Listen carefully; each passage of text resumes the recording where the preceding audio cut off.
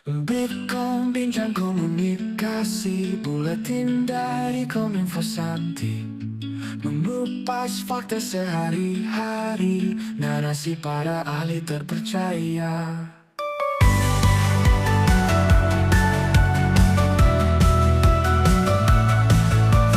Persembahan buat Buleleng, podcast kita cermati dari bumi Panji Sakti, dengan hati penuh inspirasi.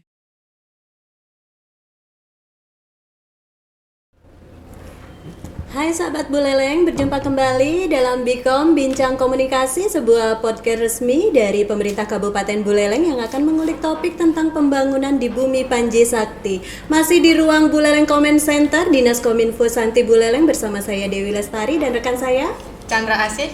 Dan kali ini kami sudah menghadirkan narasumber yang akan berkompeten untuk menjawab keingintahuan sahabat Buleleng. Tapi sebelum itu saya kembali mengingatkan sahabat Buleleng untuk mencukupi kebutuhan air minum Anda sehari-hari. Tentu saja dengan Ya Buleleng, air minum kebanggaan warga Buleleng, dari kita untuk kita.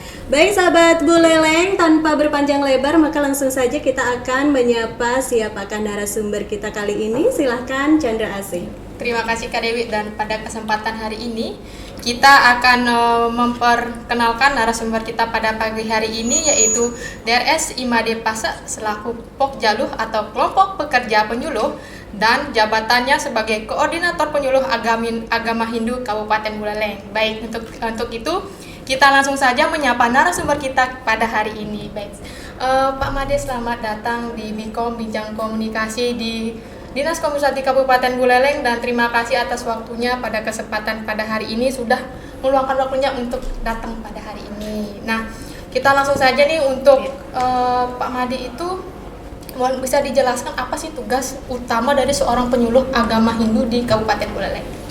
Baik, tugas seorang penyuluh agama adalah tentu yang utama itu penyuluhan agama. Oke. Jadi bagaimana membimbing masyarakat yang sifatnya mengedukasi masyarakat, itu adalah memberikan penerangan-penerangan agama bagi masyarakat sehingga masyarakat menjadi paham. Yang ini adalah salah satu daripada unsur bagaimana kita membangun karakter bangsa, karakter masyarakat. Tugasnya adalah sebagai penyuluh agama, memberikan penyuluhan. Nah, untuk peran penyuluhan agama itu bagaimana cara menjaga kerukunan umat beragama, Pak? Baik, terkait dengan kerukunan, tentu kita lihat dulu intern agama Hindu. Agama Hindu adalah dari dulu menggaungkan, mulai adanya agama Hindu itu bagaimana kita rukun dengan orang lain. Jadi dasar kita agama Hindu adalah bagaimana dengan orang lain itu tidak ada clash.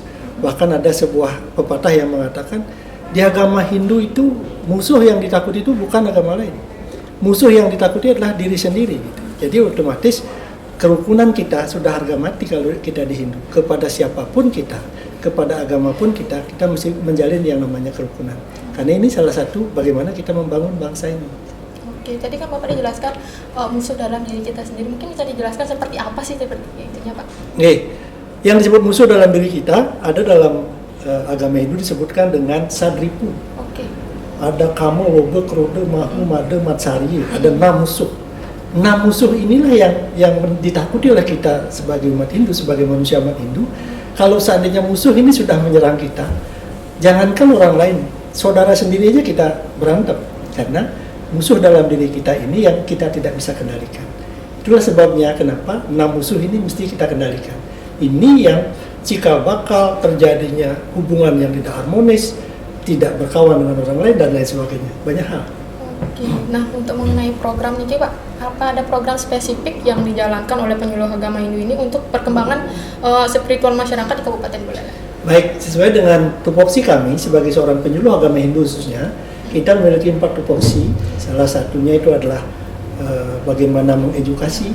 Satu edukasi, yang kedua itu ada informatif, memberikan informasi, kemudian ada yang namanya pelindungan hukum, kemudian yang lagi satu ada namanya pembinaan masyarakat. Jadi ada 4 tupoksi ini yang menjadi dasar acuan kita ke masyarakat. Kemudian kalau ditanya mana yang lebih penting, semua itu adalah penting. Semua itu adalah penting. Kemudian bagaimana sekarang kita penyuluh agama ini mengemas apa yang dibutuhkan masyarakat itulah yang kita anggap sebagai program yang unggulan, program yang penting.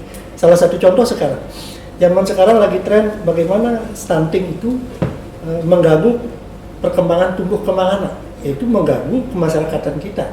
Berarti membuat masyarakat kita menjadi turun derajatnya akibat lahirnya anak-anak stunting dan lain sebagainya. Oleh sebab itu, pembinaan penyuluhan kita, programnya kita utamakan bagaimana pembinaan generasi muda melalui dasar ilmunya adalah bagaimana pengentasan stunting ini. Itu yang dilakukan oleh penyuluh. Demikian.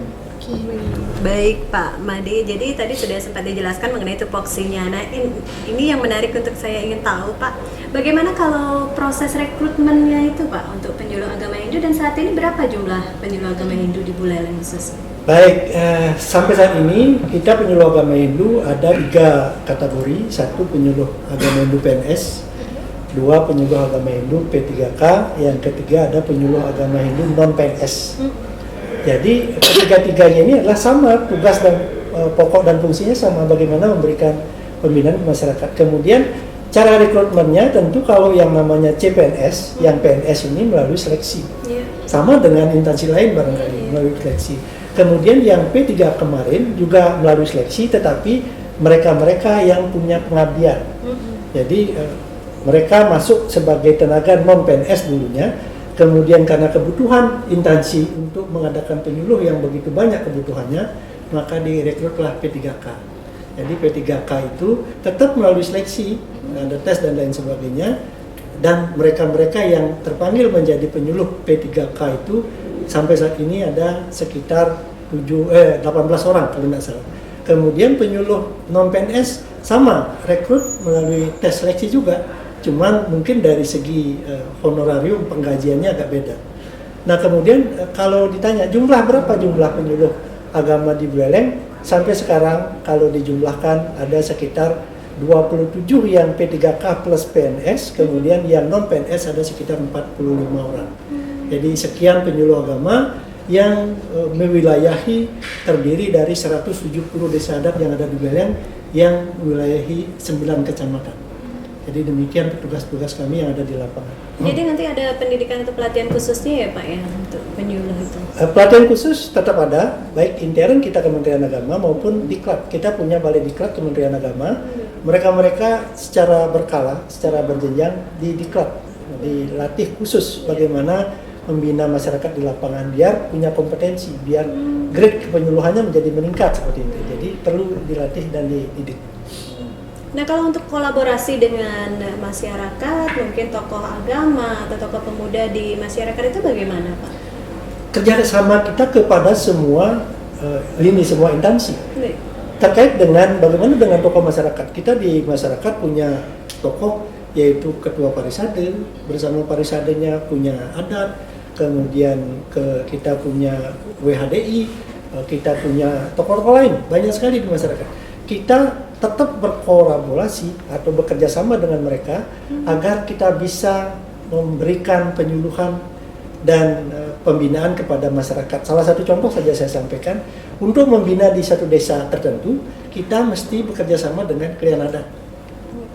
Contoh umpamanya, di desa adat Buleleng itu umpamanya, sebelum kita mengadakan pembinaan, kita mesti kerjasama dengan Krian Desa Adat. Begitu juga di wilayah parisade umpamanya, kalau ada pembinaan di wilayah parisade, kita kerjasama dengan ketua parisade yang ada. Begitu juga dengan yang lain, generasi muda juga sama. Kita punya Yowane di masyarakat. Di setiap desa adat punya kelompok-kelompok yang sudah dibangun, ada namanya Yowane, mungkin ada kelompok-kelompok lain, kita selalu bekerja sama. Paling tidak dengan ketua-ketuanya, kalau kita akan mengadakan pembinaan. Kalau tanpa adanya kerjasama, tidak mungkin akan bisa kita melakukan. Karena ke masyarakat kita mesti ada, paling tidak ada izin dari ketua wilayah, ketua wilayah, apakah Krian Adat dan lain sebagainya. Itu maksudnya. Nah kalau dengan pemuka agama lain Bapak? Pemuka agama lain sebenarnya kita di penyuluh juga ada namanya penyuluh lintas agama. Kebetulan saya juga menjadi koordinator penyuluhnya. Jadi di sana bergabung semua agama yang ada di Buleleng. Kebetulan di Buleleng 6 agama itu ada Islam, Hindu, Kristen, kemudian Katolik, Buddha, dan Konghucu ada di Buleleng. kepada mereka yang ada tokohnya, kita selalu bekerja sama dalam artian karena kita punya wadah yang namanya Forum Kerukunan Umat Beragama FKUB itu, di sana tempat kita berargumentasi, jadi melakukan dialog-dialog seperti itu sehingga kita pembinaan ke masyarakat menjadi lebih sesuai dengan apa yang dibutuhkan masyarakat. Karena kita tidak bisa pungkiri bahwasanya kehidupan masyarakat kita tidak akan mungkin hanya hidup agama tertentu, meskipun ada salah satu dua desa barangkali, tetapi di desa-desa lain semua agama itu mesti ada, paling tidak ada agama Islam, Kristen dan lain sebagainya. Oleh sebab itu kita mesti mengadakan kerjasama paling tidak kepada tokoh-tokoh yang mereka miliki. Baik, jadi rutin itu ya Pak ya, ada penjadwalan khususnya. Betul, Oke, mau selama kegiatan sempat ada tantangan terbesar yang dihadapi untuk selama penyuluh agama ini yang dijalankan tugas di lapangannya Pak? Kalau tantangan mesti ada. Salah satu contohnya gini, masyarakat yang apatis kan banyak klaster-klaster masyarakat. Ada yang mereka sangat membutuhkan siraman rohani, umpamanya kita memberikan pembimbingan, tapi banyak juga mereka yang tidak membutuhkan atau seolah-olah antipati gitu. Banyak mungkin di antara para penyuluh yang pada saat pembinaan mereka kabur dan lain sebagainya, atau mungkin mereka chattingan. Jadi mereka-mereka yang tidak seolah-olah tidak membutuhkan, kalau dalam bahasa Balinya agama, mondo dan lain sebagainya. Yang seperti itu ada, tetapi komitmen kita bagaimana memberikan siar agama, bagaimana memberikan penyuluhan, tentu dengan kita sudah punya metode. Penyuluh sudah punya metode sendiri. Kalau ada seandainya orang yang seperti itu, bagaimana caranya menangani dan lain sebagainya. Tentu kita ada yang seperti itu dan tantangan itu ada. Dan orang-orang yang tidak pro dengan kepenyuluhan agama itu pasti ada. Di mana-mana itu pasti ada. Oke. Nah, mengenai peran nih Pak, apakah sih peran penyuluh agama itu dalam pelestarian tradisi dan budaya Hindu di tengah masyarakat? Ya, penyuluh agama Hindu itu sangat menyesuaikan.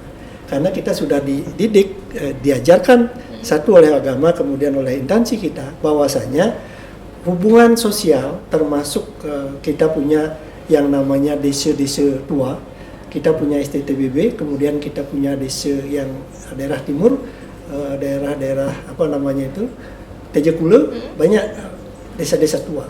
Desa-desa tua ini budayanya lain. Bagaimana penyuluh menyesuaikan agama? Itu tadi perannya, bagaimana kita komunikasi dengan ketua adat yang ada. Contoh umpamanya kalau di desa Pedawa gitu ya, kita tidak berani semena-mena, umpamanya meskipun budaya yang kita bawa secara umum adalah yang umum, bagaimana persembahyangan dan lain sebagainya, kita tidak berani. Jadi mesti kita berkomunikasi dengan tokoh-tokoh agama yang ada di situ, tokoh-tokoh masyarakat. Kayak tadi contohnya di desa Pedawa, kita tidak sembarangan masuk. Kita langsung aja ke ber memberikan ceramah begini, Trisandi adalah begini dan lain sebagainya, tanpa mengambil petunjuk dari desa tersebut. Tentu akibatnya fatal. Oleh sebab itu kerjasama inilah yang dibutuhkan. Dan kita sangat menghargai perbedaan, kita sangat menghargai bagaimana budaya-budaya lokal yang ada di Buleleng khususnya. Kita sangat menghargai. Karena visi misi kami menghidupkan ini, bagaimana menghidupkan budaya. Makanya SCTPB itu sebagai wilayah binaan kita juga, kita selalu berorientasi bagaimana apa yang hidup di masyarakat Pedawa, apa yang hidup di masyarakat Cempaka dan lain sebagainya, itulah yang kita pakai dasar untuk bagaimana memberikan penyuluhan agama. Demikian. Oke, jadi banyak sekali ya pengetahuan yang perlu kita ulik lagi mengenai bagaimana penyuluhan agama itu yang ada di Buleleng. Baik, Pak Made, kita bahas nanti lagi selanjutnya, kita break sejenak. Siap. Baik, untuk sahabat Buleleng, jangan lupa untuk selalu stay tune di akun resmi Pemkab Buleleng dan kita akan kembali di jeda berikut ini. Bitkom bincang komunikasi, buletin dari Kominfo Sakti, mengupas fakta sehari-hari, narasi para ahli terpercaya.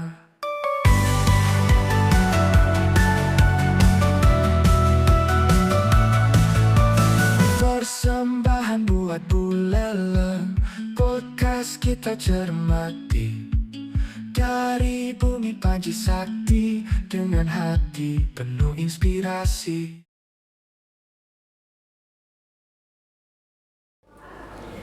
Baik sahabat Bikom, kembali lagi di Bikom Bincang Komunikasi dan masih bersama narasumber kita Bapak Made Pasak. Kita lanjutkan lagi perbincangan kita dan mohon izin Bapak untuk di penyuluh agama Hindu di Kabupaten Buleleng ini, apa saja sih capaian sudah signifikan diraih oleh penyuluh di Kabupaten Buleleng ini, Bapak?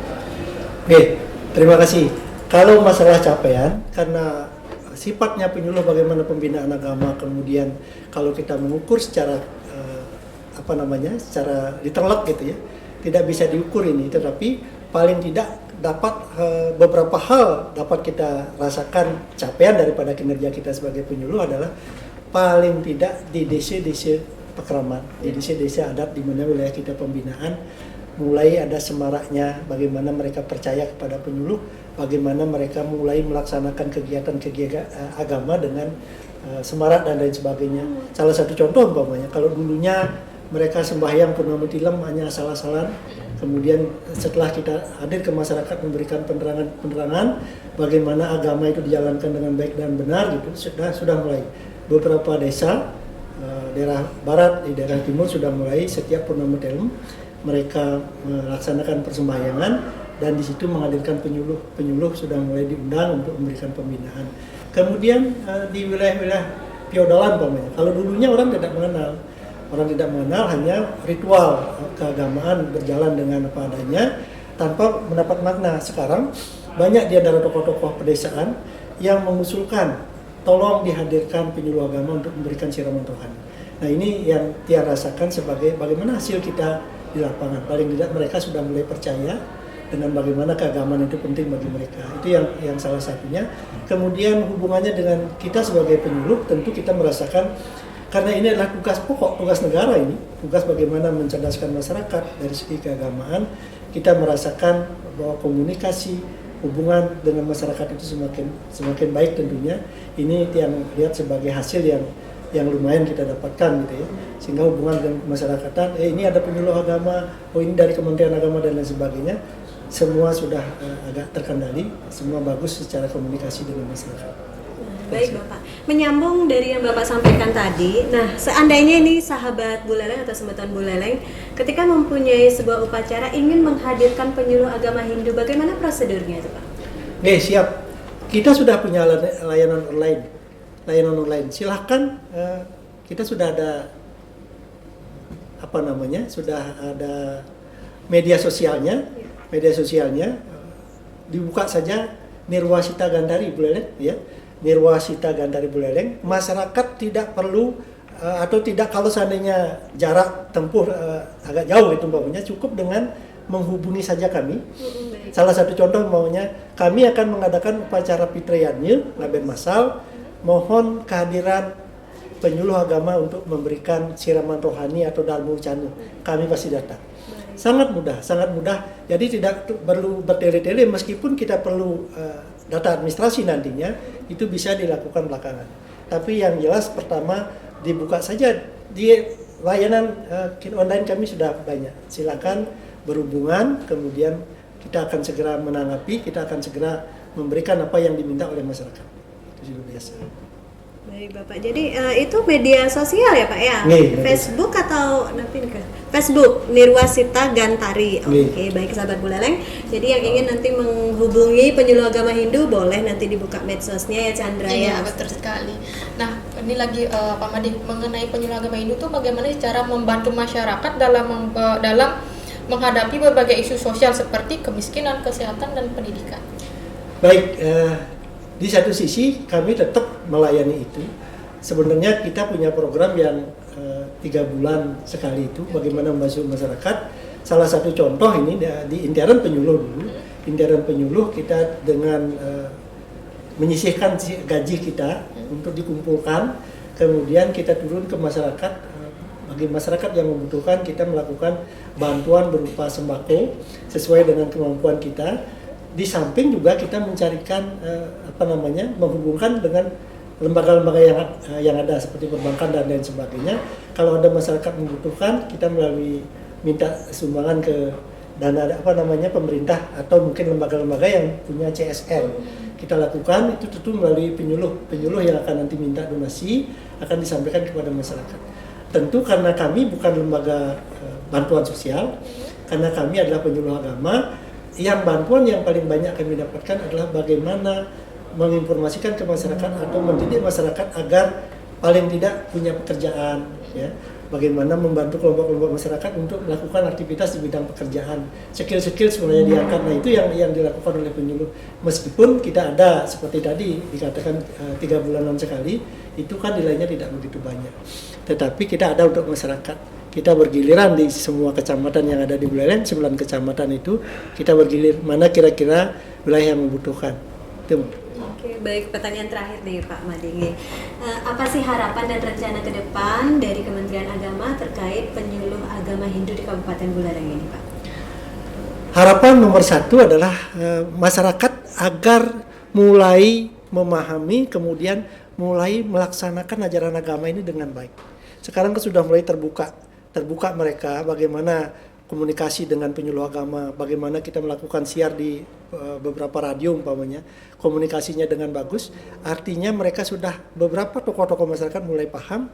Kemudian diharapkan kalau seandainya mereka sudah paham, mereka akan mengerti bagaimana melaksanakan ajaran agama itu, karena pada dasarnya bagaimana aktivitas kita itu didasari oleh agama dan semangat kita untuk membangun itu dilandasi oleh agama. Oleh sebab itu, kalau seandainya dia sudah punya spirit keagamaan, semangat untuk maju, semangat untuk membangun itu luar biasa.